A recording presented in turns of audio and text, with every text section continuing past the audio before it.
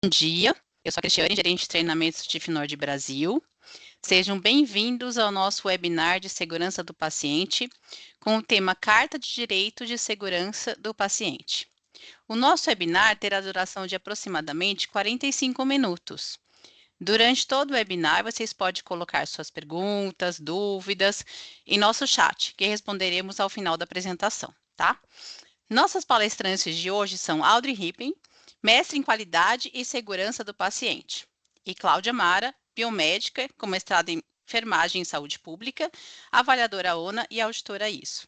Audrey, Cláudia, sejam muito bem-vindas. Obrigada, Bom dia, Cris. muito obrigada. Bom dia. Bom, eu posso falar primeiro, Audrey? Claro, à vontade. Bom dia a todos, é um prazer estar aqui. É um prazer receber a Audrey aí para fazer essa abordagem importantíssima, né, na comemoração hoje do Dia Internacional da Segurança do Paciente. Ela vai fazer uma abordagem, apresentação, e depois a gente vai fazer uma discussão a respeito do assunto, tá? Então, vocês fiquem à vontade para fazer perguntas e depois a gente faz a resposta após a apresentação, tá bom? Audrey, seja bem-vinda, é um prazer ter você com a gente, e a gente espera aprender muito com você, porque você sempre tem muito para falar aí sobre segurança do paciente. Bom dia a todos. Muito obrigado, Cláudia, pela recepção, Cristiane pela recepção, e principalmente pelo convite de estar aqui com vocês nesse dia, que para a gente que trabalha dentro dessa área de qualidade, de segurança em instituições de saúde, é bastante importante, né? Porque nós conseguimos, a partir desse dia, mobilizar um pouco as pessoas, principalmente aí o público em geral, né? E também as instituições de saúde para esse tema, né? Eu acho que a apresentação já está aí disponível para vocês, já consegui colocar aqui, para a gente começar a ilustrar um pouco isso, introduzir o assunto, para depois a gente bater um papo sobre isso também, né? Então, como foi falado, nós vamos abordar a questão da Carta de Direitos da Segurança do Paciente, né? Acho que é importante a gente, antes de começar a falar da Carta de Direitos da Segurança do Paciente, queria convidar todos vocês a olharem, né, por essa perspectiva também do paciente, em relação aos seus direitos dentro dos serviços de saúde, né, que são importantes, né, porque ele não é só um objeto a qual a gente vai tratar, né, uma pessoa que tem várias relações com outros familiares, com amigos, com a própria instituição, e com a doença ou com o tratamento que está sendo oferecido, ou o diagnóstico que está sendo oferecido a ele, né, e com relação também aí às interações que ele tem com os próprios profissionais, né. E, por um outro lado, né, a gente também tem que olhar, né, essa perspectiva da organização de saúde, né, porque a organização de saúde também tem uma enorme complexidade, com muitos profissionais aí envolvidos na assistência direta ou indireta dos pacientes, porque por mais que nós tenhamos aí profissionais na área administrativa, a gente sabe que todos eles estão envolvidos de alguma forma em assistir os pacientes, né, ou oferecer aí insumos, enfim, e outras coisas que são importantes para que a equipe assistencial possa dar o seu melhor aí para os pacientes. E a gente sabe que é muito complexo, né? E toda essa complexidade, né, em relação a toda essa complexidade, ainda a gente tem que pensar, né, que dentro das instituições nós estamos tratando pessoas, então por isso, né, essa proposta da gente falar sobre os direitos do paciente, ela é fundamental dentro dos serviços, e até que os serviços os reconheçam. Então, para a gente começar a introduzir esse assunto, acho que é importante a gente pensar não só na segurança do paciente, mas até um pouco anteriormente a isso, que é o que os pacientes têm direito dentro da nossa instituição, né?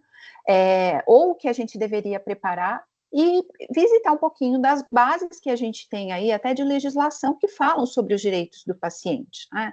Então, muito rapidamente, só para a gente introduzir esse assunto, né, na Constituição Federal, a gente já tem aí dentro da lei federal, né, a proposta, né, do direito à saúde, dos direitos sociais, enfim, né, que todo os cidadãos brasileiros aí têm o direito, né? E quando a gente vai para dentro dos serviços de saúde, a legislação do serviço público, ela é mais forte dentro disso, obviamente, né? Mas que ela é a regulação também para serviços de saúde suplementar, né? Ela fala também aí sobre os direitos dos usuários, né? E lógico que depois da Lei Orgânica da Saúde, né, quando a gente tem a Constituição do SUS, né, nós temos aí uma proposta mais focada dentro dessa legislação para falar um pouquinho aí sobre a organização e o funcionamento dos serviços também. E outras coisas ao longo desse tempo, né, depois da Constituição do SUS e dessas portarias, enfim, e da própria Constituição Federal que garantem o direito à saúde a toda a população, a gente teve outras políticas sendo implementadas, né, que, de alguma forma, sustentam essa questão dos direitos dos pacientes, né? Então, nós temos aí toda a questão aí da Política Nacional de Humanização, né, que fica focada no SUS, mas existem outras portarias importantes que ao longo do tempo vieram também sendo estruturadas, né, o próprio Estatuto da Criança e do Adolescente, o Estatuto aí do Idoso, e outros estatutos que vêm também garantindo, né, os aspectos relacionados aos direitos dos pacientes aí, enquanto aos serviços de saúde, né, são importantes. E a gente, quando chega aí nas legislações também das entidades de classe, que acabam por regular o setor também, nós temos aí, eu só trouxe em destaque a do CFM, como código de ética aí dos profissionais médicos, mas a gente pode expandir um pouco mais para o código de ética aí de todos os profissionais da saúde, né, que já fazem essa referência aos direitos dos pacientes. Portanto, né, tanto para as instituições, quando a gente vê as leis federais e a regulação, assim como para os profissionais, a gente tem aí quase que a obrigação legal de alguma forma, implementar os direitos dos pacientes dentro dos nossos serviços e também dentro das nossas práticas, né, de atendimento e assistenciais. Ao longo do tempo também, né, algumas legislações foram propondo, né, por exemplo, os direitos ao acompanhante. A gente tem aí, dependendo do estado, né, aqui falando do estado de São Paulo, onde eu me encontro agora, né, a gente tem o direito ao acompanhante, por exemplo, em instituições de saúde pública, né, e até a visita estendida, assim como tem em outros serviços e outros estados também, né, em outros perfis de serviços e outros estados também. Então, é importante a gente entender, né, que nós temos o direito dos pacientes antes da gente encaminhar aí para a Carta de Direitos para a Segurança do Paciente, né? E, além disso, né, tem tramitado foi até anteriormente a isso, né, em 2019 começou essa tramitação, mas isso é um projeto de lei que está no Senado, né, para ser votado, que é o Estatuto dos Direitos do Paciente, né? A gente não tem uma lei federal que fale só sobre isso. Como eu falei anteriormente, a gente tem trechos de várias outras legislações que vão falar sobre os direitos dos pacientes. Por que a legislação é importante, né? Porque aí a gente consegue, aí, de alguma forma, garantir que esses direitos sejam legislados de uma forma mais adequada, até em todos os campos, né? Tanto no campo da saúde, quanto no campo jurídico também, para proteger, né, tanto as instituições, os pacientes e até os próprios aí profissionais em relação a isso. Mas esses principais direitos que estão previstos aqui no projeto, vou passar também de forma rápida, são o direito à informação, né, que todo paciente ele tem que ter aí as informações claras, completas, sobre aquilo que está sendo proposto, inclusive medicamentos, tratamentos e exames. O direito à confidencialidade, né, para que nós possamos garantir a privacidade das informações e até da própria imagem aí, do paciente. O direito ao acompanhante, o direito de poder estar com o acompanhante durante todo o seu atendimento, o acesso ao prontuário, né, a gente vai comentar um pouquinho mais à frente, mas isso é um direito adquirido também aí, e o direito à segunda opinião, né. Essa semana a gente está aí tratando as questões da segurança do paciente e tem países, por exemplo, né, como o Reino Unido, eles têm aí uma legislação falando sobre o direito à segunda opinião, né, depois de um evento adverso grave que aconteceu com uma criança, eles propuseram essa lei, né, todas as pessoas têm o direito a uma segunda opinião no sistema de saúde inglês, né. As decisões sobre o tratamento, então o paciente aí tem o direito de decidir, né, sobre o tratamento que lhe é proposto, os cuidados paliativos, e também estão englobados aí, entre outras coisas, aqui eu trouxe algumas coisas de destaque, que estão tramitando aí, então vale a pena, né, a gente acompanhar como é que vai ser a tramitação disso, né, e até cobrar, né, dos nossos senadores, né, a quem a gente votou, né, a resolução desse estatuto e a aplicação desse estatuto, né, a definição logo desse estatuto aí como uma legislação nacional, né. Então, e além disso, né, a gente pode até se perguntar, e muitos de vocês podem estar pensando, tá, é muita coisa, né, se a gente olhar pela perspectiva da organização, né, para a gente estar estruturando isso dentro do nosso serviço, tem muita coisa a ser consultada, né, só aqui em 2, 3 slides, acho que eu falei de quase 10 legislações aí que a gente tem propostas dentro do nosso cenário nacional, que tem trechos a respeito dos direitos e deveres do paciente, né? Mas para tentar clarear um pouco isso, né, foi proposto também aí uma portaria, né, que prevê os direitos básicos do paciente e uma lista desses direitos, né, que muitas instituições adotam, né, essa lista e adaptam também a sua realidade, por que não, né, porque a gente tem que adaptar o perfil do serviço, e acabam por aí estimular os profissionais a entregarem esses direitos e deveres aí dos pacientes, informarem os pacientes sobre isso, ou mesmo aí deixarem disponíveis, né, dentro das suas instalações para que os pacientes possam ler, né, acessar, e se tiverem alguma dúvida também tirar, né. Então, essa é a lista, né, nós não vamos ler toda ela, mas em linhas gerais, né, as questões relacionadas aí ao ambiente humanizado, ao ambiente acolhedor e todas as questões relacionadas a ele ser confortável, limpo, acessível, enfim, inclusive aí para pessoas que requeram acessibilidade, né, então se a gente tiver aí pacientes ou acompanhantes, né, transitando dentro das nossas organizações que tenham alguma deficiência física, por exemplo, que ele seja acessível a tudo isso, que eles tenham direito aí ao acesso, né, aos serviços de saúde, e naquele entendimento de que qualquer perfil de instituição, ela vai agir, né, dentro dos níveis aí de atendimento, na prevenção, na proteção, no tratamento, na promoção e na recuperação da saúde, né, porque, afinal de contas, a gente não consegue, né, cortar em fatias o atendimento do paciente, né, ele tem aí a sua necessidade global, tendo que ser atendida no momento em que é necessário. Então, a gente pode aí estar tramitando com as ações de promoção, prevenção, proteção, tratamento e recuperação em qualquer perfil de serviço, né? Algumas outras coisas, né, como, por exemplo, o paciente ter direito às suas crenças dentro dos serviços de saúde, dos seus valores também serem respeitados, e a sua cultura ser respeitada também está aqui dentro da resolução, assim também como ele tem, né, os seus deveres, né, como, por exemplo, a responsabilidade por entender o seu tratamento e aderir ao seu tratamento, né, desde que os profissionais os orientem aí de maneira adequada.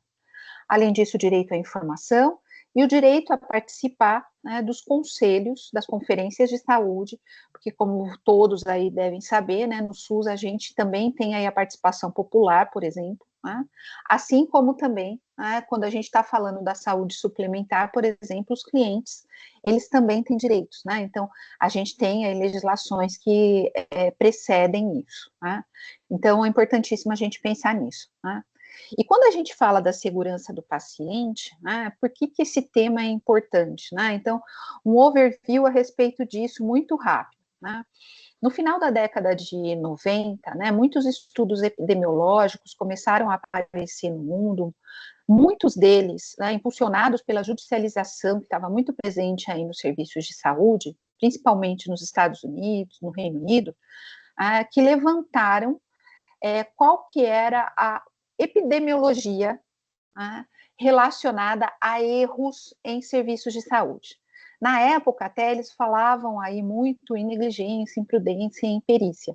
E depois desses estudos epidemiológicos, se notou, né, que o problema era muito maior do que esse, né, que eram erros, não necessariamente produtos de malícia ou de imperícia de profissionais, né, ou de violações cometidas por profissionais, mas da própria organização do sistema, né. E em 2004, a Organização Mundial da Saúde, um pouquinho antes disso, foi em 2002, ela entendeu que isso era um problema mundial, né, um problema de saúde pública, e todos os países membros, a partir de 2004, então, assinaram, né, uma aliança para tratar a segurança do paciente em todo o mundo. E daí a gente começa, então, a trabalhar as ações de segurança do paciente, né, a nível mundial, né. E o problema era tão grande, né, que anos depois, em 2018, né, foi quase aí 20 anos depois dos primeiros estudos terem saído, foram feitos novos estudos epidemiológicos, né, em hospitais também, porque os primeiros estudos foram focados em hospitais, né, tem alguns estudos aí que são muito importantes para a gente, que trabalha dentro dessa área, e eles foram refeitos, né, e publicados também aí em revistas indexadas, muito importantes aí dentro da área da saúde, né. E revisitaram em hospitais, por exemplo, a taxa de eventos adversos, né? E o que se descobriu é que essa taxa até pode ter aumentado ao longo dessa jornada aí a partir da Aliança Mundial para a Segurança do Paciente, né? Então, esses últimos estudos tratam que os eventos adversos, que são aqueles incidentes que atingem o paciente e causam dano nele, eles variam entre 15 a 47 eventos por 100 admissões. Então, é um problema muito sério. Estou trazendo dado hospitalar aqui, mas há estudos também que mostram em outros perfis de serviços de saúde, né? E muitos desses dados são correlacionados à assistência que é prestada e, como a gente chama de eventos adversos, potencialmente evitáveis, né? Então, muitos relacionados aí a eventos cirúrgicos, muitos relacionados aí às questões relacionadas a medicações, muitos relacionados aí à assistência direta que é prestada, às infecções, né, que podem estar surgindo aí dentro do tratamento da saúde, entre outras coisas, né. E hoje, né, apesar desses dados terem sido aí, publicados em 2018, né, a Organização Mundial da Saúde, ela tem um consenso de que pelo menos 1 em cada 10 pacientes, né, que vão estar aí dentro da assistência à saúde, principalmente em serviços hospitalares, aqui, né, esse dado, eles vão ser prejudicados, ou seja, a gente vai ter aí algum evento adverso. E que isso representa por volta de 3 milhões de mortes anualmente em todo o mundo devido aos cuidados inseguros, né? E os eventos adversos, quando a gente trata até as questões aí de pediatria, que é tema do Dia Mundial da Segurança do Paciente, que a gente está comemorando hoje, né? Está comemorando, não, está chamando a atenção hoje, né? Eles são mais elevados ainda, principalmente, né, para aquelas crianças que estão aí em terapia intensiva, podendo chegar aí a 91,6%, e em unidades gerais em hospital até 53,8%. Então, é muito sério, né, é um problema muito sério que a gente precisa enfrentar, né. Se a gente for pensar nos cuidados ambulatoriais, que são dados da OMS aqui também, a gente tem 4 a cada 10 pacientes sofrendo algum dano durante o cuidado primário e ambulatorial, né? Aqui com muitos erros relacionados também aí a diagnóstico, né? Então é importante que a gente entenda isso, e se a gente fosse até fazer um cálculo e tentar reproduzir dentro do nosso cenário, né, no nosso cenário nacional, só para vocês terem uma ideia em relação a isso, a gente poderia dizer aí que a gente tem cerca de 400 mil brasileiros morrendo anualmente por erros relacionados à assistência à saúde. Então, é um problema bastante sério, né, e que todas as nossas organizações, elas precisam tentar tratar com seriedade, né, porque quando a gente está falando de segurança do paciente, a gente está falando, sim, né, da gente reduzir a ocorrência de danos evitáveis dentro dos serviços de saúde, tornar eles menos prováveis, mas a gente tem que entender que isso também vai ser um quadro de atividades que vai ter que ser realizado aí dentro das instituições, e onde até, né, os pacientes e os profissionais, eles precisam co-criar juntos medidas de prevenção, Tá? São medidas correlacionadas às mudanças de processo, à incorporação aí de evidências científicas, uso de protocolos, né, checklists e outras duplas conferências ou até pontos de segurança, né, medidas de prevenção, que são importantes serem reproduzidas dentro dos serviços, monitoradas e até que seja verificado aí a adesão desses pontos periodicamente. Né? Mas a gente sabe, né, que por mais que a gente tenha tido avanços aí ao longo do tempo, né, eu gosto muito de usar essa figura, né, muitas das vezes a gente deixa a segurança do paciente como um elefante branco ali no canto da sala, né, que a gente sabe que está ali, sabe que é importante, está ali para nos lembrar de alguma coisa, mas que a gente, na nossa organização, às vezes a gente tem outras agendas, outras prioridades, que vão sendo pautadas antes da segurança. Tá? E nós precisamos relembrar as organizações em relação a isso, e inclusive envolver os pacientes nessas propostas, né, para que eles também entendam isso. Né, e alcançar aí, de alguma forma, né, que o que a gente quer durante a implementação da gestão de risco, que está muito vinculada aí às ações de segurança do paciente, a uma política mais consistente dentro da organização, que a gente possa, no futuro, alcançar as organizações aí de alta confiabilidade. Né.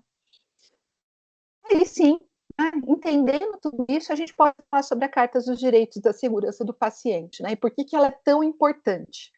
Ela foi aí descrita em 2024 pela Organização Mundial da Saúde, né, e mais vinculada aí à Aliança Mundial para a Segurança do Paciente, né? Vamos entender que o Brasil é um país signatário dessa aliança.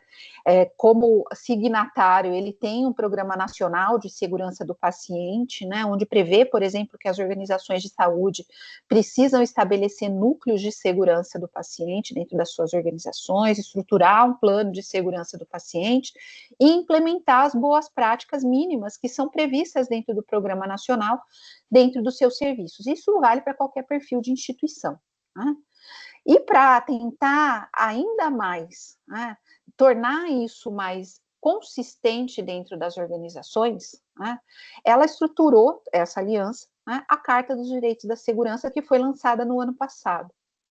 E que nós temos o grande desafio, né, que também está proposto num desafio global para a segurança do paciente, de implementar. Né?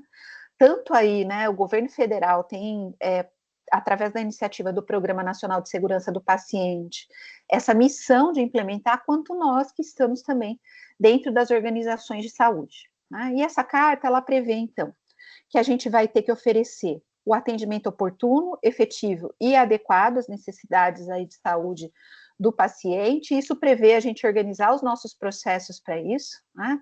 E até tem indicadores de monitoramento do nosso desempenho em relação a isso. E mais ainda do que isso, o paciente ser informado sobre os tempos de espera também. Né?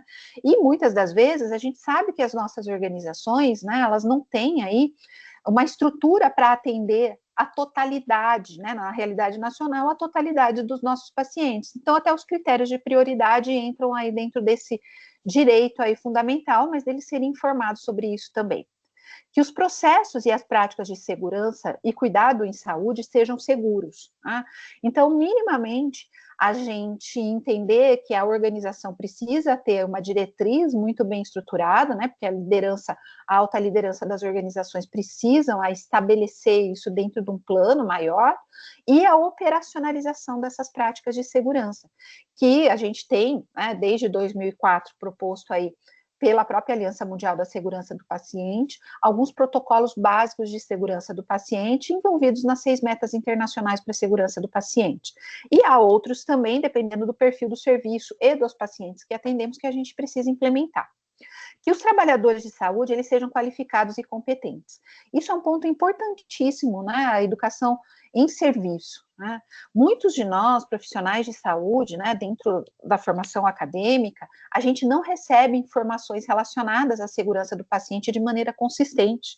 Então, os serviços de saúde precisam entender, né, que para eles conseguirem implementar, eles vão ter aí que aprimorar o conhecimento dos profissionais e as práticas dos profissionais relacionadas a isso. Então, né, precisam estruturar serviços aí de educação em saúde, né, para os profissionais, para que eles possam aprimorar e investir nesse sentido, né? Que os produtos médicos sejam seguros e sua utilização seja segura e racional. Aí sim, né, a parceria com a indústria farmacêutica, ela também é importante, mas dentro do nosso serviço, né, a gente pode pensar nas qualificações aí de fornecedores, na manutenção, né, da integridade e da estabilidade aí dos materiais que a gente usa, dos medicamentos que a gente utiliza, de todos os insumos que são importantes, né, e a qualidade desses insumos, integridade desses insumos também sendo importantes.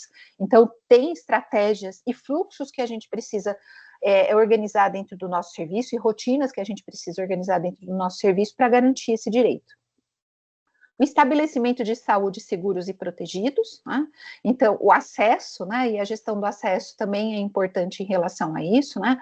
Muitos já ouviram falar aí, né, de raptos de bebês, né, que é um clássico, né, quando a gente vai trazer como exemplos relacionados aí à gestão de acesso, mas a gente tem muitos outros problemas em relação a isso, né? Muitas instituições de saúde não têm o controle de acesso, circulam aí às vezes até falsos profissionais dentro dos serviços, né, atendendo os pacientes por falta aí de uma estrutura adequada de acesso. Direito à dignidade, ao respeito, à não discriminação, à privacidade, à confidencialidade, né, das informações. Isso é direito fundamental humano, mas muitas das vezes quando a gente está numa situação vulnerável como paciente, isso é nos tirado. Então, a estruturação disso, e também isso precisa de uma diretriz institucional muito certa, né, focada aí nas necessidades, né, nas vulnerabilidades, entendendo quais são as populações mais vulneráveis, e até o cuidado centrado no paciente são extremamente importantes. Além disso, a gente tem aqui uma lei, né, de proteção de dados nacional, né, que também prevê os dados sensíveis correlacionados à assistência à saúde, e a confidencialidade também está prevista aí nos nossos códigos de ética, mas ela também precisa ser praticada dentro dos serviços e até com o apoio das comissões de ética. Informação, educação e tomada de decisão apoiada, né? Os pacientes, eles não vão tomar decisões sozinhos, nem nós vamos tomar decisões por eles, né? Eles têm direito aí a serem informados em relação a isso. Algumas estruturas são mais organizadas dentro dos nossos serviços, né? Por exemplo, a gente tem aí muito termo de consentimento, mas eles devem ser aplicados por profissional qualificado, né? E, além disso, os pacientes terem as informações adequadas a respeito do seu tratamento, né? Que é uma fragilidade, né? A comunicação com os pacientes, sabemos que é uma fragilidade, e disso também precisa sair diretriz. O acesso ao prontuário, né? O prontuário é do paciente, depois aí nos comentários a gente pode discutir um pouquinho mais disso, mas há muitas organizações que dificultam o acesso ao prontuário aí pelos pacientes. Ele pode consultar seu prontuário, ele pode ler a sua prescrição, né? E ele tem direito a levar uma cópia também, né? Então a gente também tem que estruturar essas questões, ser ouvido e ter a sua resolução justa. Então, assim, as queixas, eles também aí, ou até os elogios, enfim, eles precisam aí de uma devolutiva, e principalmente, né, até aqui nessa questão, a gente também está podendo falar aqui sobre segunda opinião, né? E o envolvimento do paciente e da família aí na sua assistência, né? É impressionante isso, né? Mas muitos pacientes relatam isso e, assim, provavelmente aí muitos devem ter exemplos até pessoais em relação a isso, que nos momentos de assistência à saúde, quando precisaram, se sentiram, assim, meio que aquém, né? Na tomada de decisão, muito mais aí sendo passivos do que ativos na sua tomada de decisão em relação à sua assistência, né? Então, esse é o grande desafio, né? A gente conseguir implementar essa Carta dos Direitos, porque precisa, e a gente pode debater um pouquinho mais isso, estruturar isso dentro dos serviços, e a gente precisa fortalecer isso de alguma maneira aí nos nossos serviços. E um outro ponto que eu queria aqui também chamar a atenção, né, que as próprias metodologias de acreditação, e aqui em destaque a ONA, elas já têm padrões e requisitos focados aí nos direitos dos pacientes, aonde também estão englobados aí os direitos à segurança do paciente, ou seja, a Carta dos Direitos à Segurança do Paciente. A ONA tem trabalhado isso tanto na estratégia da organização, né, para que a alta direção possa estabelecer diretrizes formais ou políticas formais relacionadas aí ao cuidado centrado e aos direitos do paciente. Inclusive, tem requisitos que falam que os pacientes precisam ter informações e que os seus direitos precisam ser publicados internamente, né, dentro dos serviços, para que eles também possam acessar, né, e serem informados a esse respeito, né. Aqui eu trouxe em destaque dois novos requisitos que estão aparecendo na versão aí futura do manual, né, que a gente já tem discutido, Cláudia está participando também das discussões, mas sem dúvida nenhuma, né, a ONU agora no manual de 2026 vem com um bloco grande aí focado no impacto social e dentro dele um requisito forte de promoção, de comunicação e de aplicação dos direitos humanos e dos direitos e deveres do paciente dentro da organização, assim como quando a gente for olhar a jornada do paciente, que a gente também possa aí como profissionais fornecer as orientações aos pacientes e familiares relacionadas aos seus direitos. Então, a gente já tem esse desafio aí dentro das instituições acreditadas, né?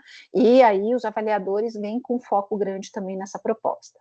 E além disso, né, como o tema do Dia Mundial para a Segurança do Paciente, ele é o cuidado seguro desde o nascimento, né, até a adolescência, né, então em toda a vida aí da criança, né, a gente tem até discutido que e a própria proposta da OMS e da Sociedade, né, Nacional aí para a Qualidade e Segurança do Paciente também são essas, da gente trabalhar desde o pré-natal, né?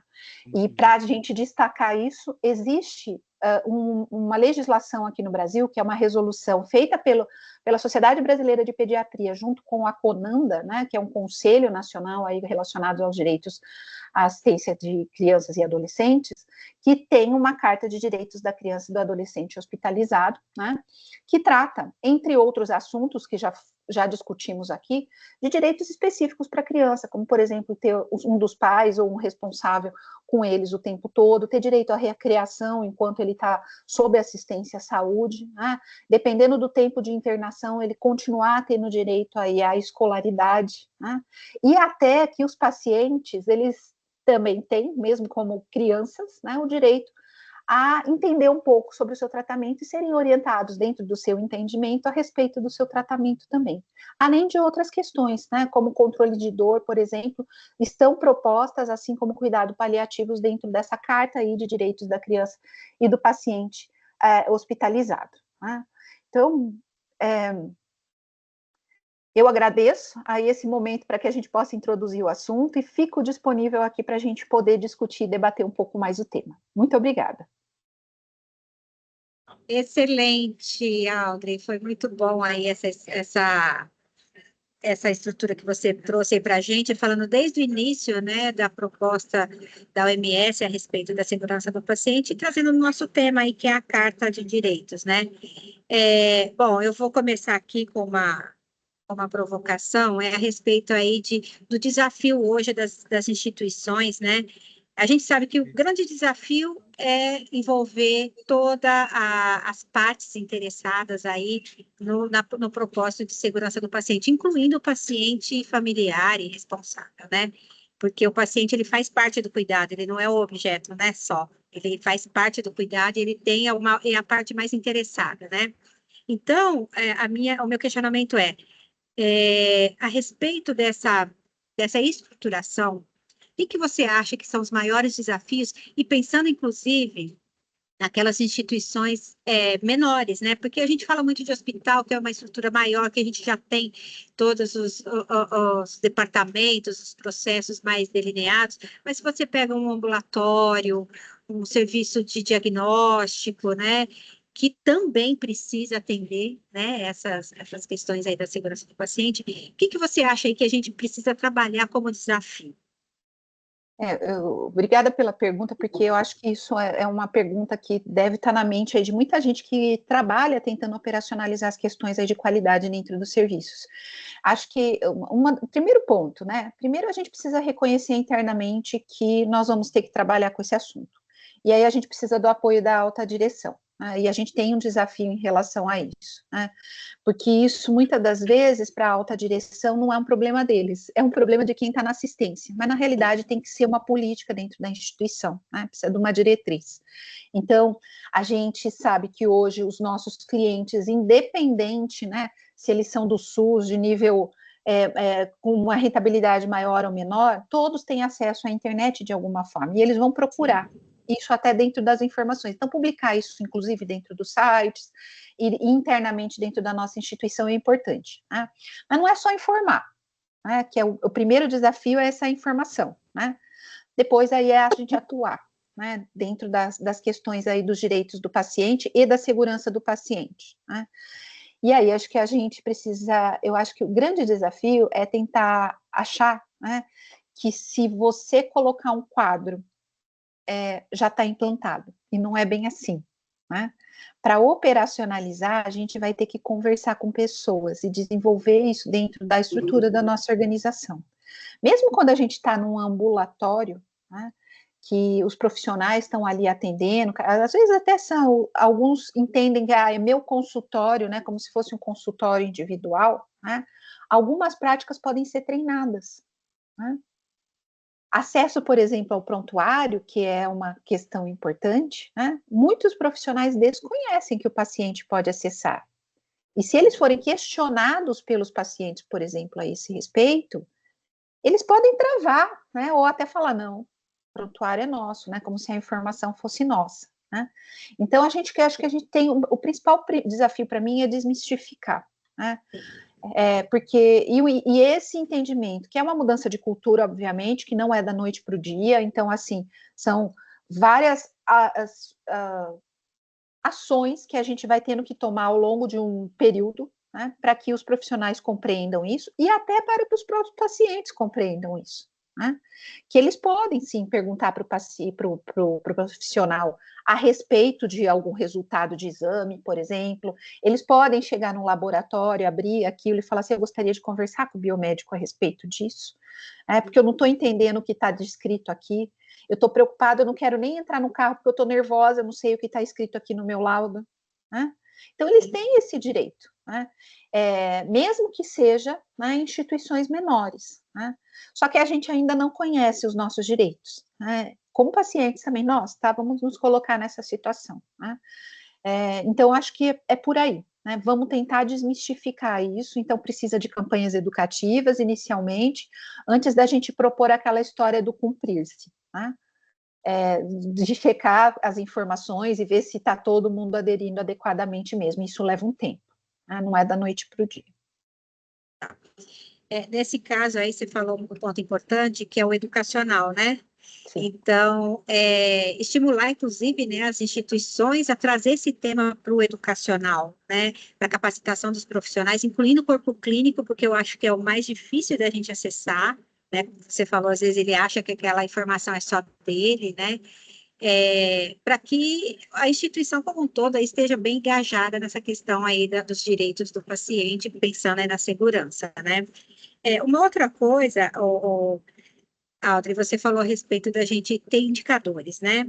Principalmente lá na parte da instituição conhecer, né, o perfil lá daquele paciente que ele está atendendo. Às vezes a gente, como você falou na pediatria, às vezes você vai conversar com o responsável, com o pai, com a mãe, mas a gente também tem a criança, que às vezes ela se expressa, né? E que ela, às vezes, ela tem a condição de falar que aquilo ela quer, aquilo ela não quer, ou uma necessidade, né? Por exemplo, de uma área para lazer, ou mesmo para a parte educacional, que é um direito da criança quando está hospitalizada, né? E você acha assim, como é que a gente consegue trabalhar esses assuntos, né? Pensando em que precisa envolver no educacional, que a instituição precisa ter esse olhar, porque muitas vezes a instituição acha que educação continuada é só aquela parte que a enfermagem trata, não envolve os outros profissionais, né? Porque a gente tem um profissional de segurança, a gente tem um profissional do almoxarifado, do compras, que são pessoas que também estão envolvidas na segurança do paciente, né? Eu queria te ouvir um pouquinho a respeito aí, que é um desafio também, né, para a instituição, essa parte do educacional. E acho que assim, isso é importantíssimo, né? Vamos pensar no seguinte, né? a gente acaba, né, tentando impor algumas coisas, né? Então, assim, geralmente as lideranças, a gestão da qualidade, né, criando soluções que acham que são soluções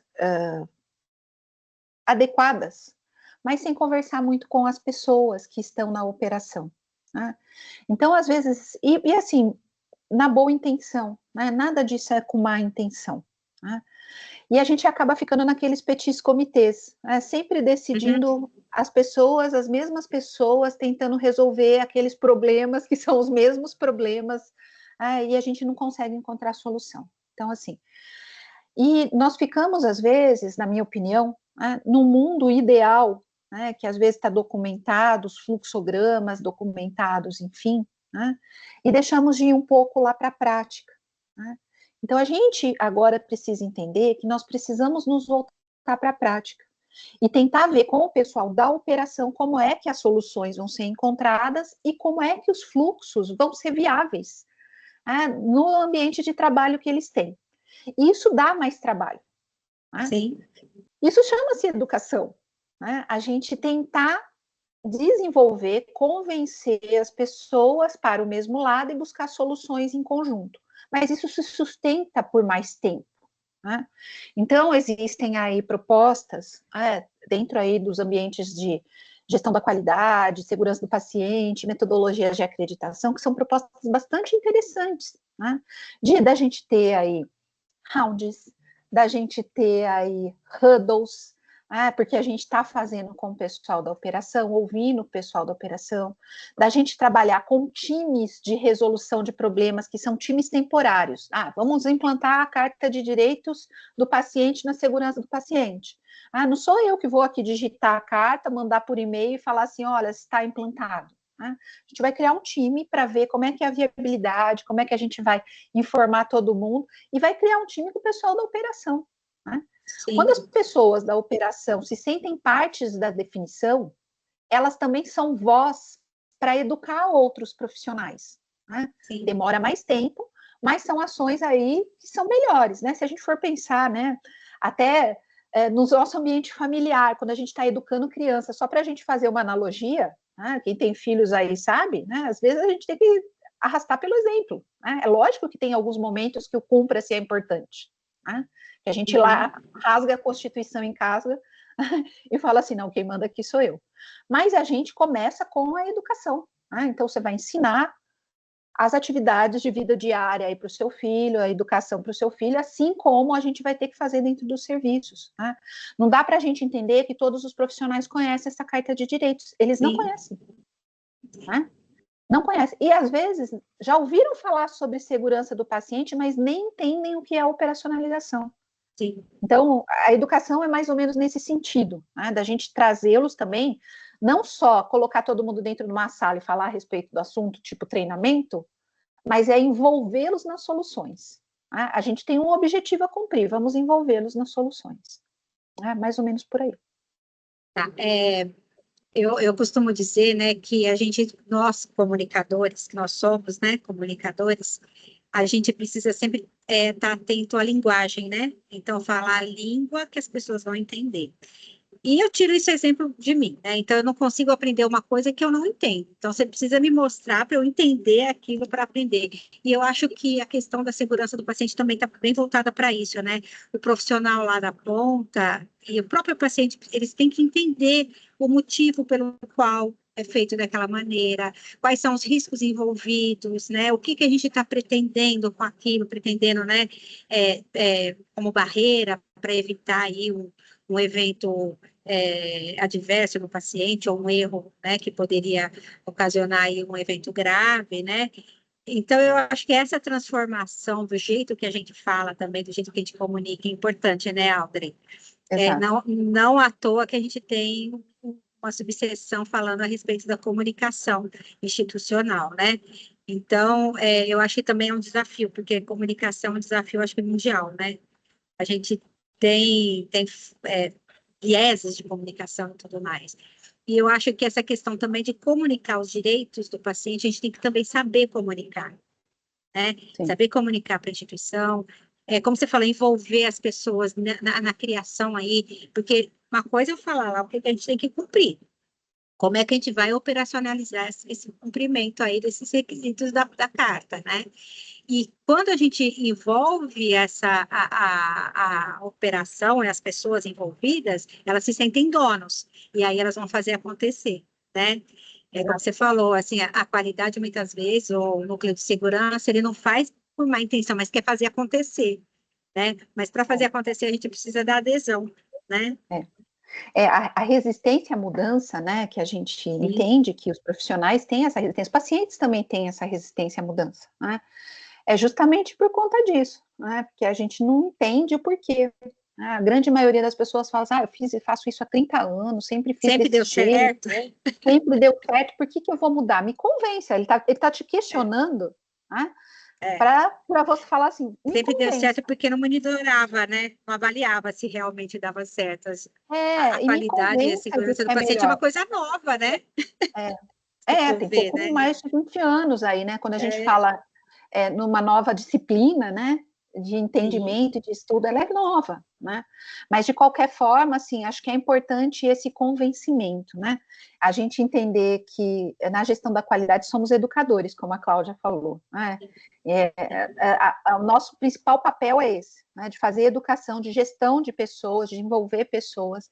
As complexidades aí dos serviços de saúde, elas são grandes, mesmo que a gente está falando de um serviço pequeno, gente, só para vocês entenderem, são múltiplos processos dentro da organização para fazer uma consulta no paciente, para colher um exame, né?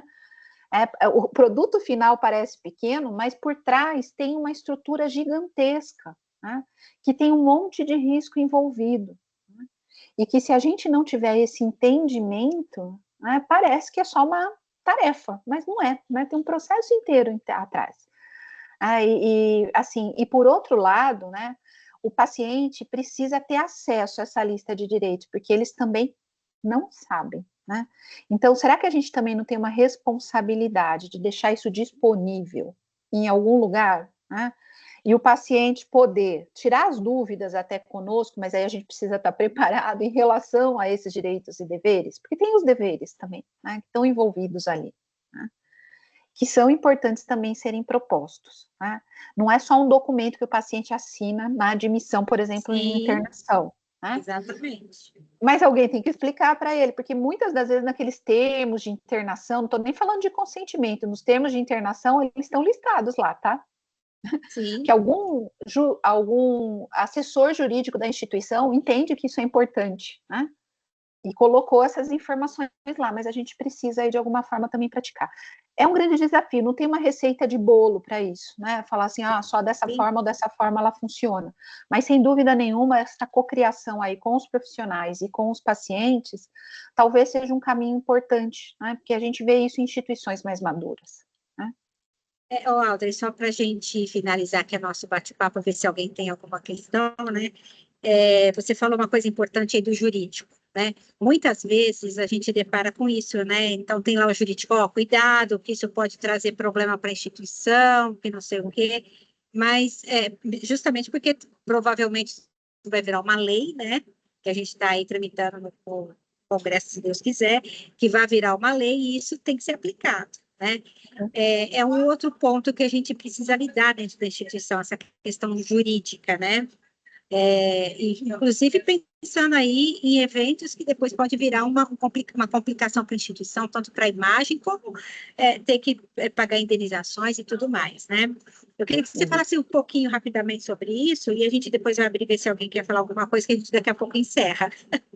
Tá. Não, eu acho que a gente tem que pensar por aquelas perspectivas, né? Para os profissionais, vamos pensar em nós aqui. Por que eu tenho que fazer a Carta de Direitos e Deveres? Por que isso é importante para a minha prática diária, né? Eu tenho um monte de medicação para fazer, exames para colher, anátomos para analisar, sei lá, né? Eu tenho minhas tarefas, né? Mas por que isso é importante, né? Te respalda como profissional, né? Você também, a partir desses direitos, você tem os deveres do paciente, isso não é um cabo de guerra, né? A gente tem que entender que ela também te protege na sua integridade profissional. Porque se a gente não tem, né, um combinado, que é o que está lá na Carta de Direitos e Deveres, é isso, né?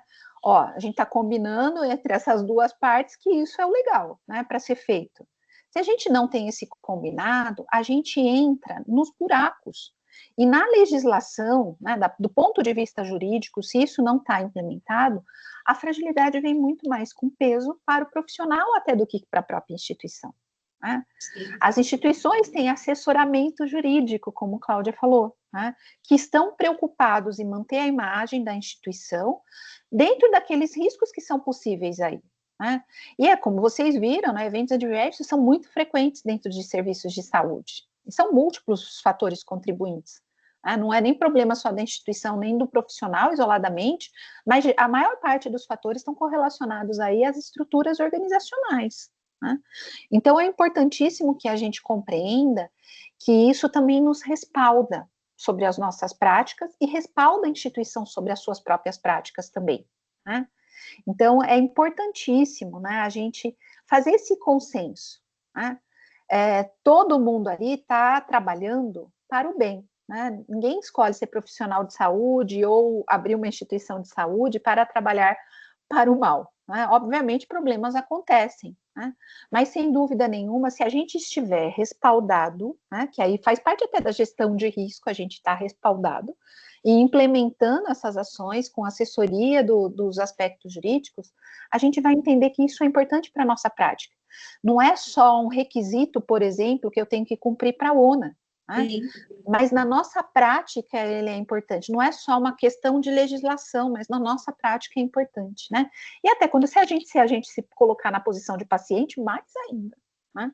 A gente vai entender, porque muitos de nós já vivemos essas situações familiares, você fica preocupado, né? Em relação a alguns pontos aí, sim, né? E você conhece melhor os seus direitos do que até muitos pacientes, então isso é importante. Muito bem, Audrey, muito obrigada. Eu não sei se alguém gostaria de fazer alguma pergunta. Tem sim, Cláudia. Tem aqui, a Ágata colocou. Como equilibrar a responsabilização do profissional com a cultura do não punitivismo nos casos de eventos adversos? Excelente pergunta, Ágata, muito boa. Na realidade, assim, né, a gente compreende que num evento adverso, né, a gente precisa estabelecer uma cultura justa, né? Não é nem a não punitiva, nem a punitiva, né? A gente tem um equilíbrio em relação a isso. Quando a gente recebe um incidente, ou o incidente acontece, nós precisamos analisar, e aí a gente precisa utilizar o respaldo científico, então precisa ter um método. Só a partir da análise, tem vários métodos aí disponíveis, os mais robustos, os menos robustos, mas que trazem, né, a partir de uma análise de uma equipe, né, que ela também não é individualizada, os fatores que contribuíram para o incidente. Né? Então, aí a gente vai ter os erros latentes, que são as falhas relacionadas aí às decisões, à gestão e aos processos, e as falhas ativas, que são as dos profissionais. Quando chega nas falhas dos profissionais, ainda assim, né, a gente tem muitas falhas que são produto de erro, né, elas não são produto de violação. Né, eu não saí da minha casa querendo aplicar a medicação errada no paciente. Né, tem os psicopatas soltos por aí que viram série de Netflix, eu brinco, né?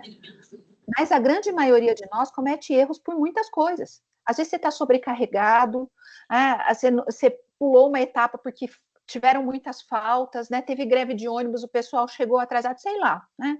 Então a gente precisa analisar esses múltiplos fatores.